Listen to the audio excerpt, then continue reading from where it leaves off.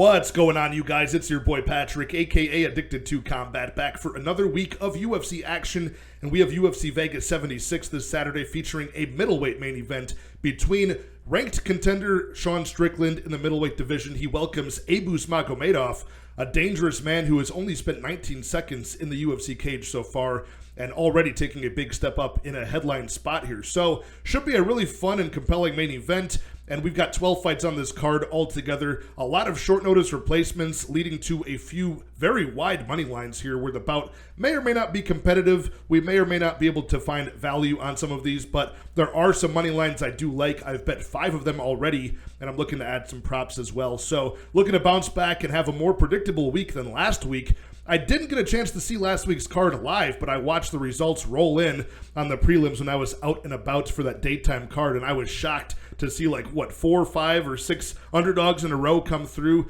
on the prelims, almost getting reverse swept, but luckily Neil Magny and Randy Brown came through to save all of our bankroll there.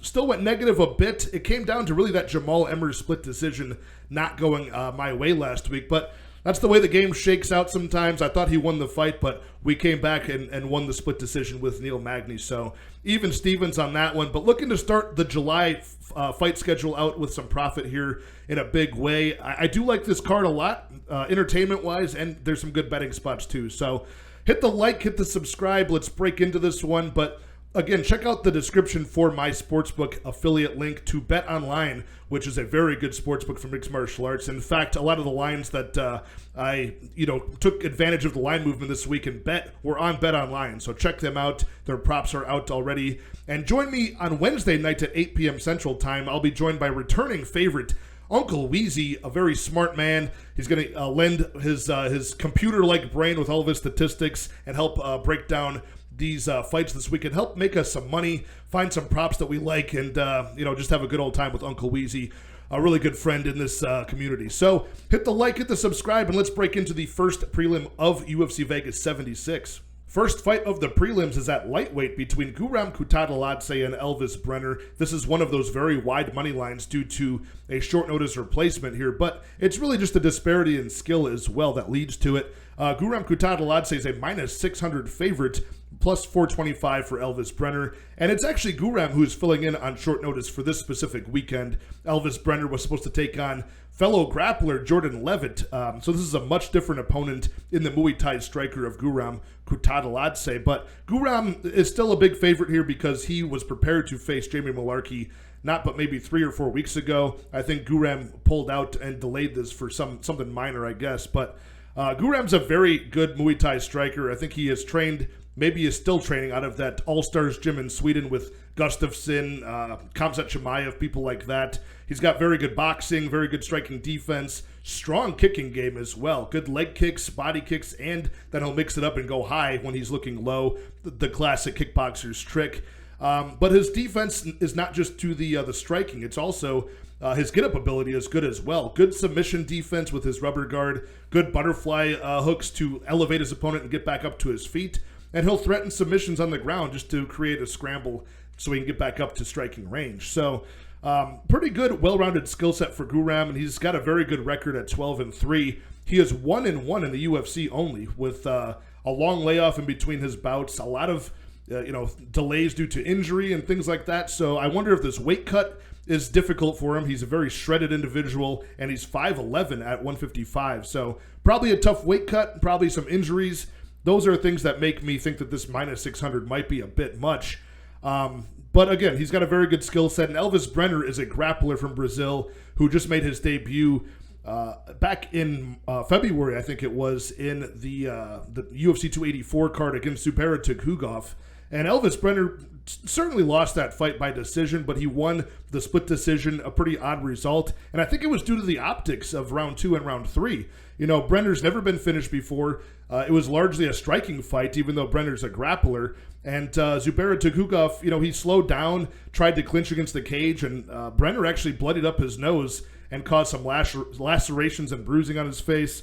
And he just looked like the fresher man at the end of the fight, so the judges gave it to him, So I don't agree with the decision, really, but, upon rewatch, I can see why he won that fight. And he's a shoot-to-box Brazilian, one of these blonde-haired guys that trains with Thomas Almeida, Charles Oliveira, Alan Nascimento, guys like this. So he's got a good skill set, but he largely needs to get the fight to the mat. His striking defense is not very good. So even though he's not been finished, his level of competition hasn't been great pre-UFC. So if he can't get this fight to the mat to employ his submission game and his ground and pound, I don't think he wins this fight, and that's what leads to this big money line difference here. So I'm going to take Guram Kutateladze. I think he does get either an early knockout or this will stretch out to a decision. And it could be more competitive than the money line indicates. Elvis Brener takes a lot of risks, but I think Guram is going to snipe him off with his long strikes and make him pay for those risks. So give me Guram to get the job done here.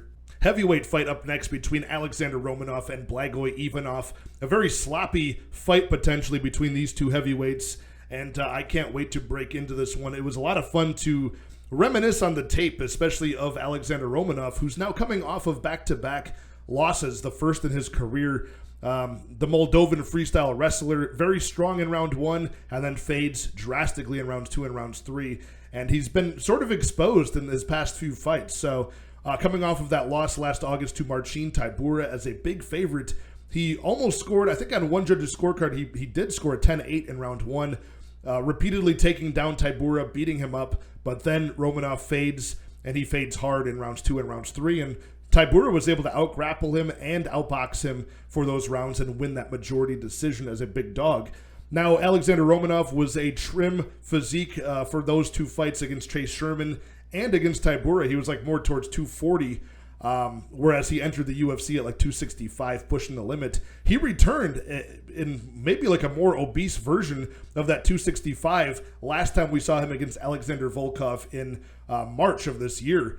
And he went in there and he gassed out in 1 minute after failing to get the takedown on Volkov. He gassed out in 1 minute of round 1, and then a minute later he succumbed to the ground strikes of Alexander Volkov and lost via TKO. So, again, he was a favorite in that spot. So he shook the bed as a favorite twice in a row now.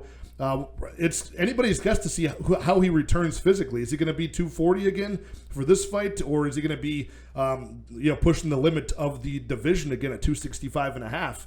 I'm not quite sure. I'd be more comfortable backing Romanov if he was going to come in shape, but I still don't think his cardio is that elite, and I think his skill set is extremely limited. He goes for the takedowns, goes for the ground and pound, and maybe can find a submission early, but after that, if he doesn't do enough damage to end the fight in the first 7.5 minutes of a fight, I mean, the guy is probably going to go on to lose a decision or get finished himself. He doesn't have good striking to fall back on, and his gas tank is atrocious. So, against Blagoy Ivanov, it's sort of the opposite style, right? At this point in his career at 36, he's just notoriously durable. He comes forward with slow plotting boxing style. The guy's got pretty good takedown defense, good ability to defend off of the cage. I think he will lose round 1 to Romanov here, but after that, I think Blagoy Ivanov is going to do what he's done in the heavyweight division of the UFC so far. He usually outlasts people who are fast starters and uses his durability to sort of make it a competitive decision, and sometimes he gets his hand raised, sometimes not. So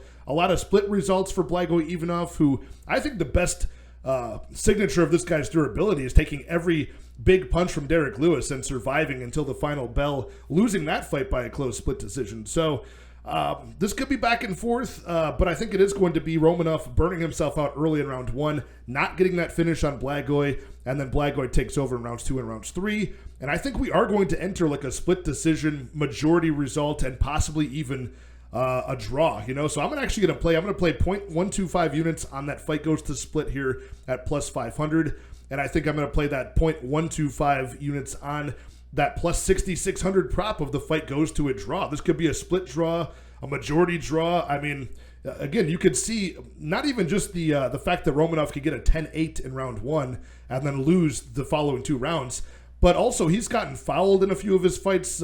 He's always playing up those low blows when he can. Anytime you get Romanov ripping people off the cage for the takedowns, they're putting their hands out to reach against the cage and grab to defend. That's going to lead to the refs taking points away and things. So if there's a time to play a draw, I think it's now. So I'm going to do that. Like I said, just a quarter unit on these stupid props. An eighth of a unit on the fight goes to split, and an eighth of a unit on the fight goes to a draw. So that's how I'm playing this. I could not be bothered to play a side on this fight, but I'm going to take Blagoy Ivanov. he's the underdog, and I think he's the guy who's least likely to be finished and or gas out. So give me Blagoy Ivanov in this bout. My apologies for going kind of long on that Ivanov-Romanov fight. I just find it pretty intriguing for that low-level heavyweight fight, more than it deserves, but this one will be very brief to make up for it. Featherweight bout between Joe Anderson Brito and Weston Wilson.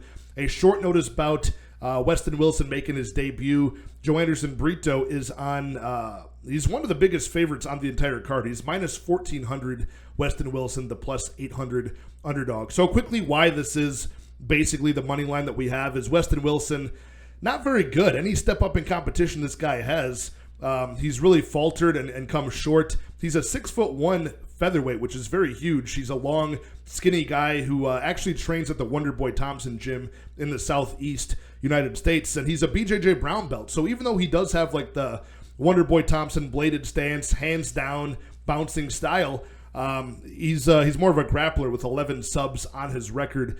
And the guy actually has a 100% finish rate so far. Not the best level of competition. He does have 7 losses, and most of those losses are to spots where he took a step up in competition slightly and came up short. So the guy is very hittable. He's not very durable. Not a good level of competition. He keeps his hands low. That's not a good recipe against Joe Anderson Brito, who's a Brazilian berserker in round 1. Very powerful striker, fast starter, and a BJJ black belt himself. Currently 2-1 in the UFC, only dropping his debut to the well-rounded and tough Bill Algeo. But last year, he followed that up with 2 very impressive round 1 finishes, a 40-second knockout over Andre Fili, who's very good, and he jumped on the back of Lucas Alexander and got a rear naked choke in round 1 as well. So, if you're worried about Joe Anderson Brito getting subbed by Weston Wilson as his only real method to losing this fight, he was on the Contender Series in the guard of Diego Lopez, who we saw against Movsar Evloev. Very good BJJ practitioner, and Joe Anderson Brito stayed safe there, out-wrestled him, beat him up, and won the technical decision. So give me Joe Anderson Brito, round 1 knockout here. I really do think it's a likely scenario, but there's no real way to play this fight, in my opinion, with Brito being a minus 1,400 favorite. So give me Brito pretty easily in this spot. Up next at women's flyweight, we've got another debuting fighter, Ivana Petrovic, taking on Luana Carolina, and this is a grappler in Petrovic taking on the striker in the Muay Thai fighter, Luana Carolina, who's currently 3-3 in the UFC. So a decent entry to the UFC for Petrovic. Luana Carolina is fairly one-dimensional with her kickboxing, not a very good ground game, and Carolina is 8-4 coming off of back-to-back losses. So they're giving Petrovic, who is undefeated at 6-0, a solid opportunity to impress in her debut. 29 years old for Petrovic. She is Croatian, and she is the coming out of the Aries FC promotion, where she was the women's 125-pound champion. Won the belt and then defended it one time, and she's got a lot of finishes on her record. 3 knockouts, 2 submissions, and she does her best work on the ground, getting the takedown off the cage, and then, bloodying up her opponents with elbows, ground and pound, and then looking for the rear naked choke. So right now, she also has a 5-1 amateur career where she got some finishes as well. But she's very new to MMA. She made her amateur career last from, I think, 2018 to 2020. And now she's only been pro since 2021. So pretty new to the game. And you can see that that newness to the game in her striking. Her striking is not very good. She's not very durable and doesn't absorb damage that well from what I've seen, and she's very hittable. She needs this fight to get into the clinch against the cage. She needs the fight to be up close, and she needs to get the takedown. That's certainly possible against Luana Carolina, and Petrovic at 5'8" will actually have a little bit of size to work with here.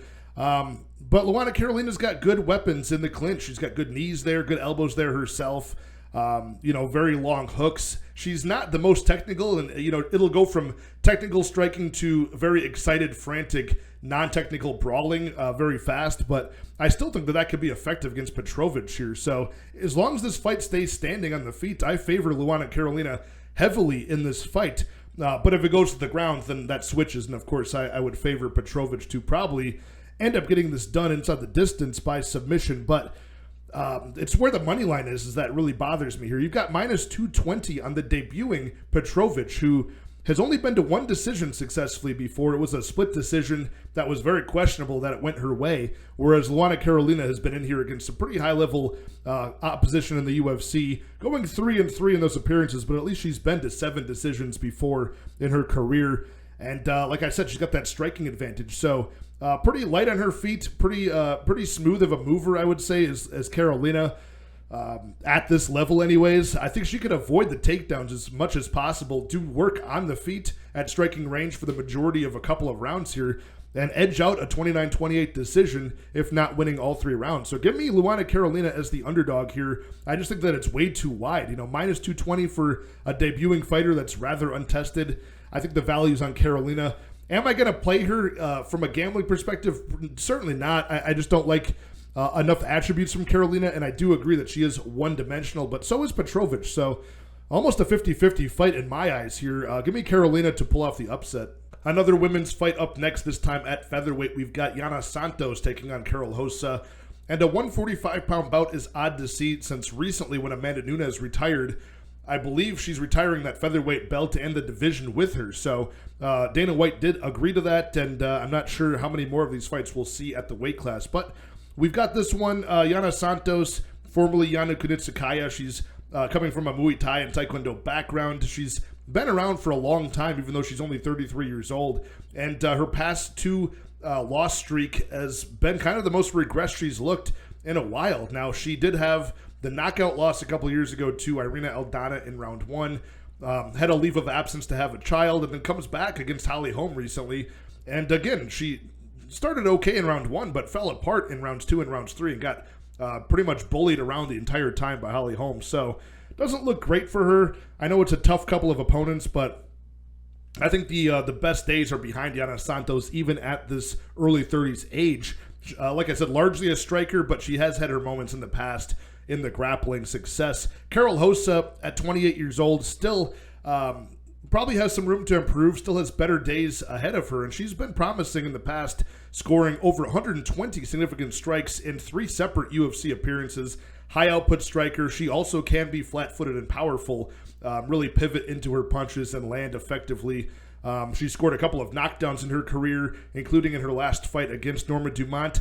A fight that was her most low-output fight to date. It was at featherweight as well, which is something to note.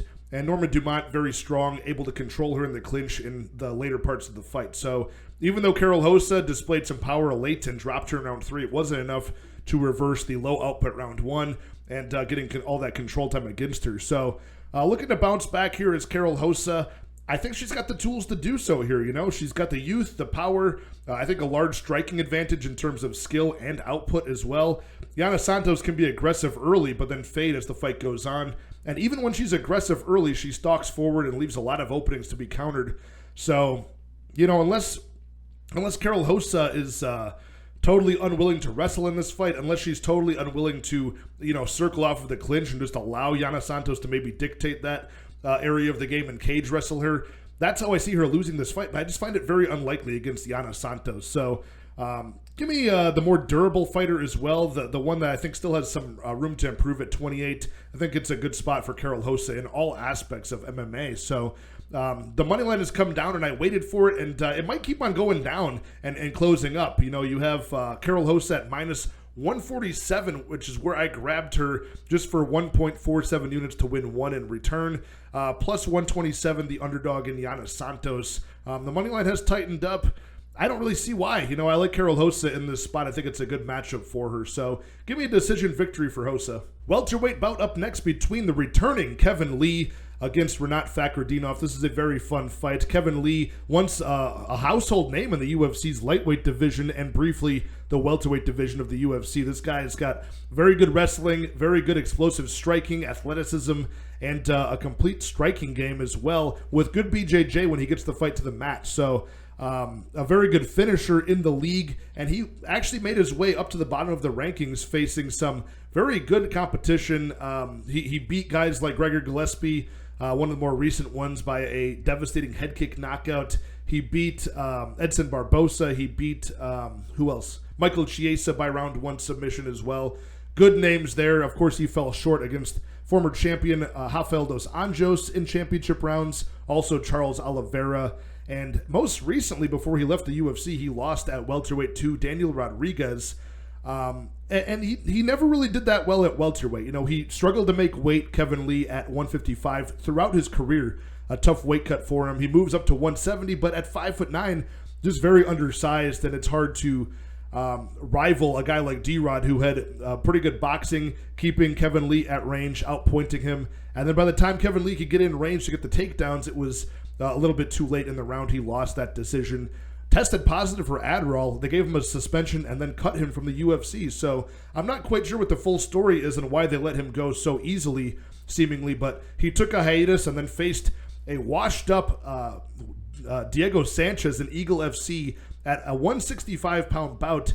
And Kevin Lee looked pretty terrible in that fight, to be honest. Like, he had of course, it was a dominant decision win over Diego Sanchez, but at this point, you should be able to finish Diego Sanchez if you're UFC caliber. And Kevin Lee looked like he slowed down in round 3, gassed a little bit. His striking was slow in rounds 2 and rounds 3 when usually it's not. It was a very odd performance, like to the point where even in round 3, he went from stalking Diego Sanchez, trying to put him away in rounds 1 and rounds 2, to Diego Sanchez was stalking down Kevin Lee in round 3. So Kevin Lee did drop him at the end of that fight, and it was a clear, don't get me wrong, he dominated Diego Sanchez, but it just didn't look like a guy who could go back to the UFC at the level he once was. So against Rinat Fakrehtdinov, who's a Russian wrestler, this is an interesting fight because Fakrehtdinov has a lot to prove. He's got a fairly padded record. He's coming off of back-to-back wins over Andreas Michailidis, who gasses out in fights and got controlled for 13 minutes against Rinat. And then Brian Battle, who proved to have no takedown defense to rival Rinat's offense. He got taken down and controlled for 14 minutes of that fight. So if you look at anything that's remotely close to Kevin Lee's former self, he's got better striking than Rinat, way more complete, way more volume, and just way more weapons to choose from in the striking. And the wrestling could wash itself out here. You know, nobody's really dominated Kevin Lee in the wrestling. There's been back and forth towards the championship rounds, but nobody's really dominating this guy for large amounts of control time. Wrestlers he's fought, like RDA, was able to have success, but RDA, very well-rounded champion-level guy. Gregor Gillespie was a wrestler, but they had a striking battle, and Kevin Lee knocked him out early. Michael Chiesa, again, Kevin Lee dominated him early in that fight. Al Iaquinta, I mean, a guy who technically is a wrestler, but never had much offensive success wrestling at all. He was just mostly a defensive guy. So, yeah, there's a lot of questions here, man. If Kevin Lee comes back in shape after over a year off, getting himself back together, I think he could win this fight as an underdog here. He's a plus 160 dog to the minus 185 Rinat. I would line this a lot closer, personally, with all the questions around Rinat's potential here, but I got to go with Rinat because I don't know what Kevin Lee is showing up. He didn't look good last time we saw him. And the size difference. Kevin Lee has never been a guy who looked that good at 170. So against the 6-foot-tall Rinat Fakrehtdinov, he might be able to break his spirits early, bully him against the cage, and get some control time, and just wear out Kevin Lee's will to continue his career in the UFC. So give me Rinat by decision. Not feeling good about it. This is a very low-confidence pick. I would almost say betting-wise it's dog or pass. So give me Rinat reluctantly to win by decision. Middleweight bout up next between Bruno Ferreira and the debuting Nursultan Ruziboev. Ruziboev is 29 years old, a pretty big, long, and lean middleweight at 6'4" compared to the short, muscular physique of the Brazilian power puncher Bruno Ferreira, who stands 5'10". But Ruziboev, making his debut, rides into the UFC on an 8-fight winning streak, all by round 1 stoppage. And in fact, at 29 years old for the Uzbekistanian finisher, this guy's got 46 pro fights where he's gone 34 wins, 8 losses, 2 draws, 2 no contests, all overseas. This will be his first fight professionally in the United States. So if you look through this guy's record, I mean, there's a lot of finishes of varying types, right? 12 knockouts, 20 submissions. He's largely a grappler from what I've seen. He's only 2-6 and 2 draws in decision results. So most of the fights are not going to the scorecards. When they do, he's not successful. But he has fought in a couple of notable organizations like Brave CF, ACB, Fight Night Global even. These are spots where we see European talent come out that ends up decent. But the level of competition, man, I had to really go out on a limb to find people that were relevant on this guy's record. In fact, like Luciano Contini, he fought a few years ago. That guy was on the Brazilian season of The Ultimate Fighter 10 years ago, losing in the house to Leonardo Santos. There's somewhat of a relevant guy that people might recognize, maybe. And Contini took down Ruziboev, instantly got Kimura'd, and that was the end of the fight in round 1. Another more notable, relevant name that he fought recently was a French fighter named Ibrahim Mane. That guy's doing pretty well in Aries FC on a win streak. And those guys traded back and forth Kimura attempts on the mat.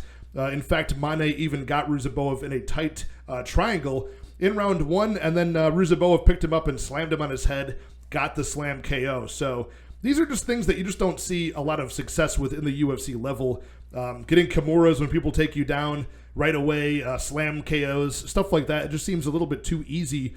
In fact, his most recent fight for Ruziboev 14 months ago last year, he fought a guy named Pavel who, took him down instantly in round 1 and got armbarred. So, just stuff that you don't see happening, especially at middleweight. So, unless Ruziboev is the new jiu-jitsu wizard and he's going to be subbing everybody easily, I just think that this, you got to take the record with a grain of salt here. And Bruno Ferreira is a guy who's got a judo background. He's got good submissions himself, and he's used to slamming people to the mat, employing ground and pound, heavy strikes, and finishing the fight that way. 10 wins for Bruno Ferreira, all of them by finish, 7 knockouts, 3 submissions. He's coming off of back-to-back victories on the Contender Series, a round 1 knockout, and of course, the big upset in his debut against RoboCop Rodriguez.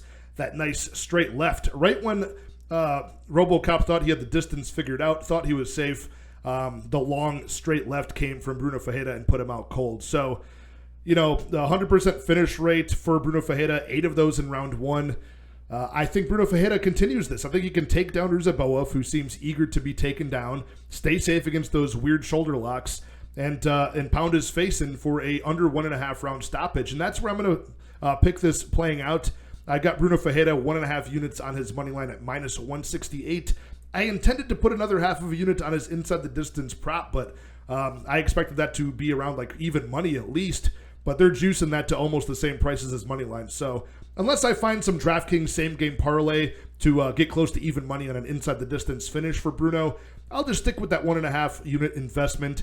I just think that the record of Ruziboev is very sketchy, and I think Bruno Ferreira is sort of the real deal at middleweight. So again, give me Bruno Ferreira by inside the distance stoppage under 1.5 rounds. Lightweight bout up next between Benoit Saint-Denis and Ismail Bonfim. This is a battle between the French grappler who finds himself a big underdog against the highly touted prospect in Ismail Bonfim from Brazil. Very powerful striker, good boxer, but a very good blend of all mixed martial arts skills for Ismail Bonfim, who's the minus 315 favorite, Benoit Saint-Denis the plus 265 underdog. And I think that's it's maybe slightly disrespectful to Benoit Saint-Denis, who's never been finished before.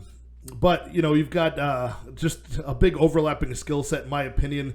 Bonfim is by far and away the better striker here with a lot more weapons to use. He's shown that he's successful in going to decision 6 times, never losing one of those decisions, whereas Benoit Saint-Denis still has that 100% finish rate, 8 of them being submissions, and I just find it hard to imagine that Benoit Saint-Denis can out-grapple Bonfim in this spot. Bonfim showed a lot of really good promise, not only in his pre-UFC tape, but just in his last fight, his debut in January against Terrence McKinney. There's a lot to unpack in that 7.5 minute or less performance. In round 1, it was Ismail Bonfim showing a very good blend of composure, patience, and aggression, countering and outboxing Terrence McKinney at every turn in round 1. And then defending takedowns appropriately, circling off the cage appropriately, staying on his feet, and doing consistent work. Very impressive stuff. And then in round 2, he landed the perfect.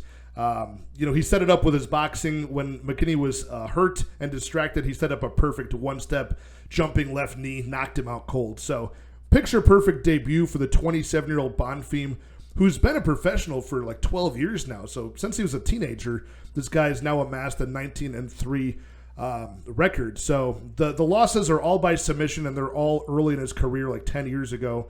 In fact, the most recent one was in 2014 to Renato Moicano. So nothing to be worried about there, in my opinion. Benoit Saint-Denis would have to get this fight to the mat, probably get the takedowns off the cage. But as we saw in a lot of tape from Bonfim, he's very competent in that arena. And even if it goes to the ground, I think he could defend appropriately. So Give me Ismail Bonfim to use that really big disparity in his favor in the striking. I think he does put Benoit Saint-Denis out.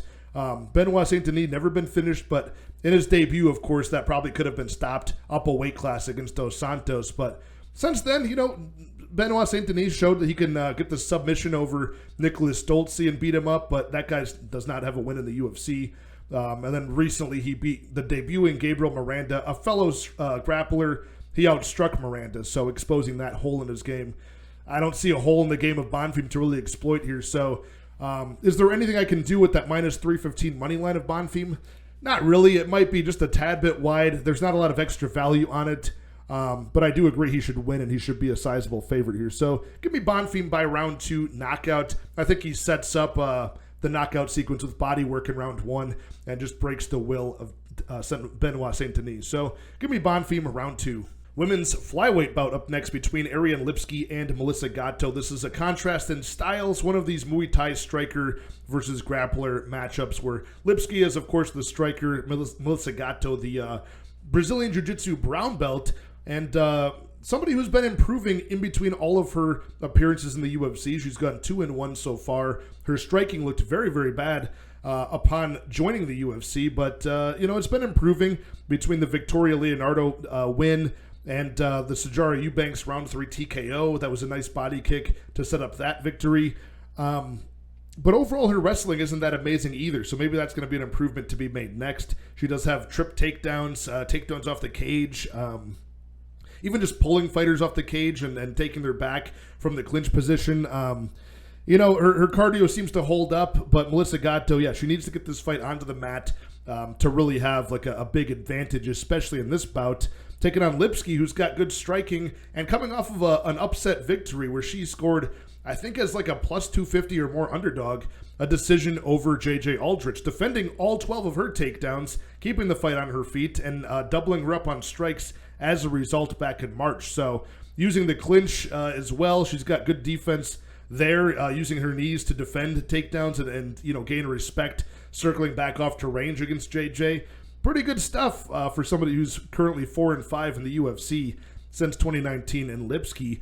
She does throw in big combinations. She can start racking up volume when she gains momentum, but overall, her durability is a big question mark and a big issue as well. Whenever she gets grounded, she can get finished on the mat by ground and pound. Girls like Montana De La Rosa, Antonina Shevchenko both finished her in that position on the mat. And, 2 fights ago, last August, she got knocked out in 1 minute by Priscilla Cachoeira on the feet. So there's some issues to be had with Lipski. I think the money line is too wide. You've got Melissa Gatto, the minus 230 favorite. Lipski, the plus 195 underdog. I want to say there's inherently some value on Lipski here, but there's not much that would make me want to bet her in this fight. Gatto, I think, at 27 years old, like I said, only 3 times she's fought in the UFC. And in between each of those, you're seeing some improvements being made. So the last time we saw her was last May, losing a decision unanimously to Tracy Cortez. It was a back-and-forth scramble on the ground, between the strong wrestling of Cortez, the sweep and reversal ability of Melissa Gatto, but eventually it was that strong top pressure of Tracy Cortez in round 3 that edged it out in her favor. A lot of the Melissa Gatto submissions are in round 1. I think all 4 of hers are in round 1. But her cardio holds up. So, I'm going to take Gatto to win this fight. I think with another year of time off, maybe she could make some more improvements here. But it's not something I want to back with my money here. Lipski just coming off of an underdog spot. She could be making improvements at 29 as well.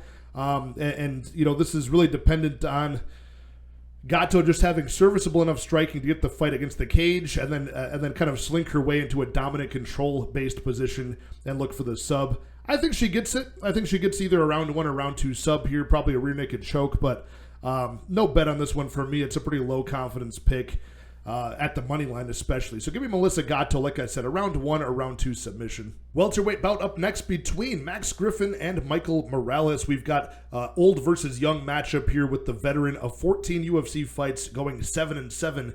that is the 37-year-old Max Griffin, who's a decent kickboxer, a decent wrestler, and he's pretty durable so far in his career in the UFC. Not the most dangerous guy, but he's seen quite a few different styles of opponents and done pretty well in those, going 8-8 in his decision results.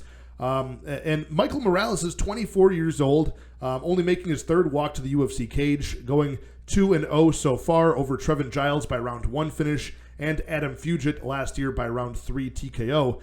He's 14-0. He's got 11 knockouts, 1 submission. He's 2-0 in decisions. He's got very good wrestling and a very clean striking style. Switches stances very smoothly and effectively. Paws the jab out there out of either stance. Measures his range early, patiently, and then he'll snipe you with the rear hand. But yeah, I mean, he fought a very experienced Veretennikov on the Dana White Contender Series a couple years back. Out-clinched him, outworked him. And that guy was, he's coming in as a knockout artist, and he showed very good grappling, did Michael Morales. So, man, I mean, I just like a lot about this guy, and I don't see a lot of the red flags I normally see with an undefeated young talent like this. Normally you'll see a guy who comes in with a lot of finishes on his record. He's super aggressive early and reckless, leaving nothing for the rest of the fight. That's not Michael Morales. He's pretty patient, waits for the openings, stalks his opponents, traps them, and then goes in for the kill. But he's got a good gas tank so far and a very good wrestling base as well. So he's not one-dimensional. He's not overly aggressive. He's got the cardio, and he's got finishing potential here. So I like a lot about him, not to mention he's 6 foot tall with a 79-inch reach at 170. Very good genetic gifts for this kid. So Max Griffin, again, 13 years older, well-rounded, been durable so far, but he's not facing the most dangerous guys if you look at his resume, which is bolstered up by, some guys that are towards the tail end of their career. Tim Means, it says split decision, but that was, clearly a unanimous decision for Max Griffin, who dropped him early. Neil Magny, he dropped Neil Magny early, but once again kind of got caught with the cage wrestling of the veteran Neil Magny, lost that by split. Carlos Condit towards the tail end of his career. Knocked out Song Kanan, not UFC caliber. TKO'd Ramis Brahimaj, no longer in the UFC. And then he had, some losing decisions to Alex Oliveira and Alex Morono. So, again, I'm not trying to hate on Max Griffin's skill set too much. Like I said, he's decent with his striking, decent defensively, good wrestling when he can implement it, but it's not outstanding anywhere. And I think Morales is outstanding in all of these places. So give me Morales to be the more dangerous man here. I think he does get a round 2 knockout over Max Griffin, posing as one of the most dangerous guys that Griffin's fought in a while. So it was the first bet I placed on this card. I put 2.5 units on Morales at minus 220 on his money line. And that was like a week ago. The money line hasn't changed that much like I thought it would. But Morales is now like a minus 240 favorite. Max Griffin, the plus 200 underdog. So, I think it's priced about appropriately now. There's not a lot of extra value on Michael Morales, but I do have a lot of confidence in this guy to get the finish. So, give me a round 2 knockout for Morales here. Co-main event at lightweight up next between Damir Ismagulov and Grant Dawson, 2 guys with very impressive professional records. In fact, Damir Ismagulov just ended a 19-fight winning streak at the hands of Arman Tsarukyan by decision last year. So that's not a bad loss to have. It was a pretty unanimous, 3-0 decision victory against him, but he did very well at stuffing a lot of Arman's takedowns and, doing well to get back up to his feet. Damir is a very solid striker with a lot of weapons on the feet. Everything from good fundamental boxing to spinning attacks, a very accurate spinning back kick to the body and to the head he uses.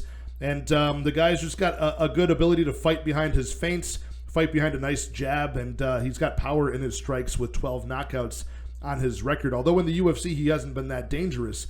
Now, Grant Dawson at 29 years old, he's also unbeaten in the UFC, riding an 11-fight unbeaten streak overall, but that does have that draw in the middle of it to Ricky Glenn.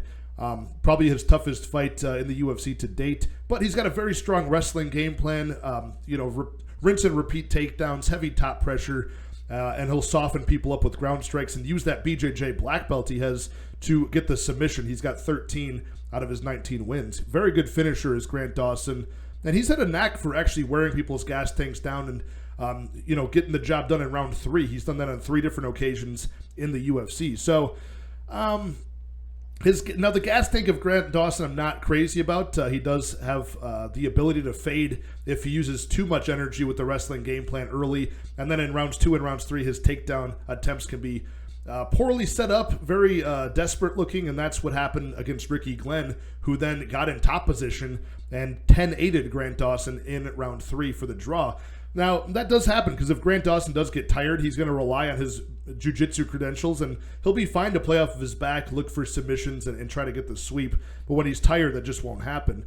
Damir Ismagulov, along with being a good striker, he does have a good top pressure when he does get the fight to the ground. So I worry about that happening to Grant Dawson. But, Grant Dawson, the better finisher here, the guy with the better wrestling game plan, but Damir is going to have by far and away the better striking weapons on the feet as long as it's there. So the question is, can Grant Dawson get Damir to the mat? Can he hold him there?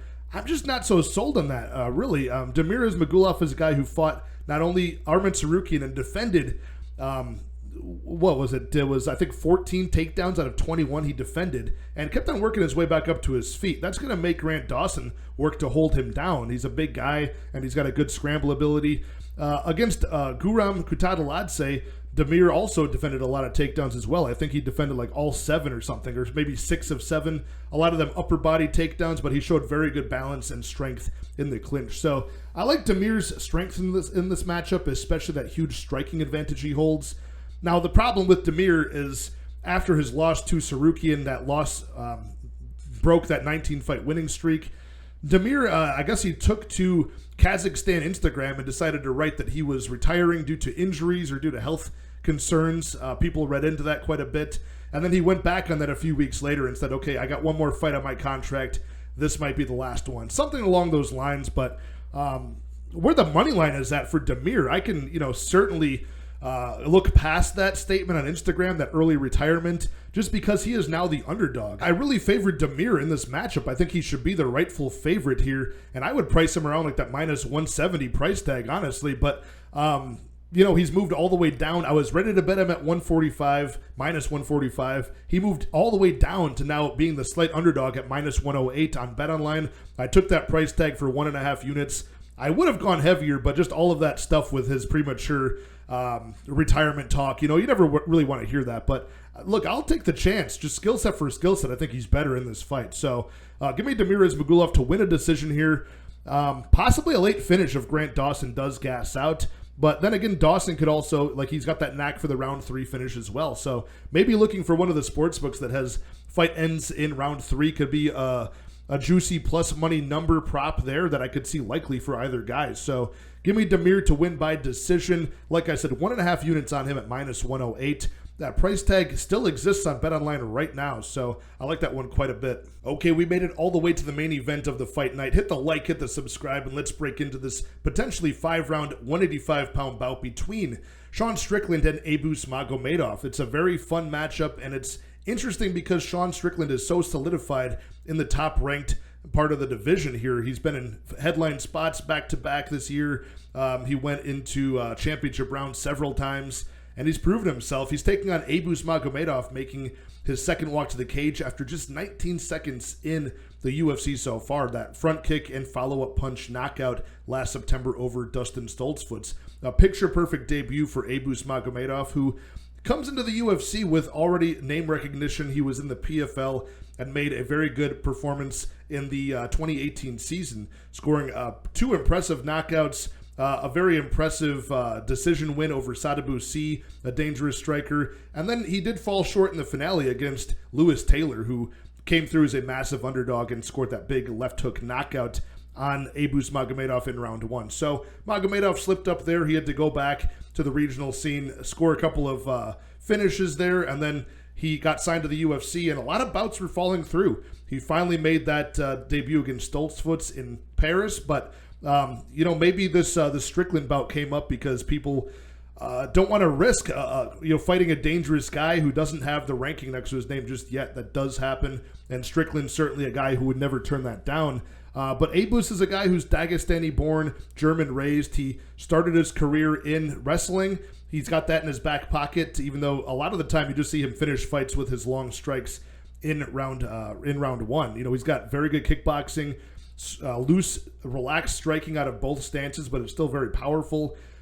He fights behind his feints. He's got nice, long, linear boxing combinations, and he's just hard to really time and prepare for. A lot of weapons in his arsenal. But then when it goes to round 2, if he hasn't gotten the knockout yet, usually round 2, round 3, he starts going for the wrestling. He's got good slams, good takedown ability, a great level change, strong in the clinch, and he's got good ground and pound as well, and 6 submissions on his record out of those 20 finishes he has out of 25 wins. So, the guy, he pressures forward, and he's got good timing, and he really does snipe people off with his long striking weapons. He'll have a little bit of reach and a little bit of height over Sean Strickland here. And Strickland's the opposite. Strickland is not in and out with his movement. He's not hard to really predict. But his striking is a lot more technical than I think people give him credit for. Largely just sticking out the jab, marching people down, and consistently, being able to use that same rhythm of just jab, cross, hooks, parrying strikes, and just being in your face flat-footed. But he can do it for 5 rounds, as we've seen, pretty effortlessly. So high volume striker, not very dangerous. Abus is more of a sniper. I wouldn't say, he's more low volume than Sean Strickland, but often you haven't got a chance to see him extended to see what his output really is. I don't think Abus has elite cardio, but I don't think it's problematic either. So Sean Strickland, you're going to know what to expect from him. High volume pace, probably going to win this if it goes to decision. But Abus has all of the question marks next to him right now, and Strickland, honestly, he has not fought many power strikers because not many exist at 185 these days. Obviously, he fought Jared Cannonier, a former heavyweight with power, was able to outlast that and go to a very close but loss in his decision last December. But before that, who's he really facing? Alex Ferreira knocked him out. That's a big power striker right there. Before that, Uriah Hall, I guess, is one of the better finishers at the weight class, but that guy isn't that dangerous anymore. The other finishers at 185 are largely grapplers. So this is a pretty special moment to see Abus come in here, a guy who has the striking power at 185 that a lot of the light heavyweights possess. So I'm not saying that Abus is comparable to Alex Pereira. I'm not saying he's the next big thing even. I'm just saying it represents a threat to Strickland he hasn't seen in a while. So I'm actually going to take the underdog here at Abus Magomedov. I put 1 unit on him at plus 145.